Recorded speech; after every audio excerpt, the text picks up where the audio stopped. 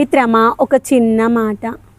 నీలో ఉన్నటువంటి మంచి ఏంటో చెడేంటో నీకంటే ఎక్కువ ఎవరికి తెలియదు. గుర్తుపెట్టుకో.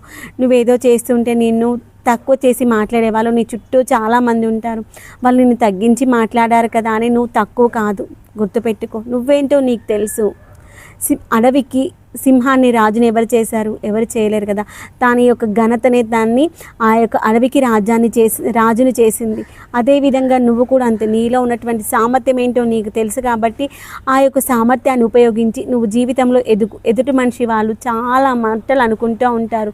రోడ్డు పైన పోతూ ఉంటే కుక్కలు చాలా మురుగుతూ ఉంటాయి. మురిగే ప్రతి కుక్క పైన రాయి వేస్తే పోతే నీ యొక్క గమ్యాన్ని చేరుకోలేవు. గుర్తుపెట్టుకో. నువ్వు నీ గమ్యాన్ని చేరాలంటే చుట్టుపక్కల మురిగేటువంటి కుక్కలన్నీ వాటి యొక్క అరుపు నీకు వినిపించట్లేదు అనుకో, అప్పుడు రోడ్డు పైన హాయిగా వెళ్ళగలుగుతావు. కుక్క ఉంది అరుస్తుంది అని ఆగిపోయావనుకో, అక్కడే ఆగిపోతావు, ముందుకెళ్ళలేవు.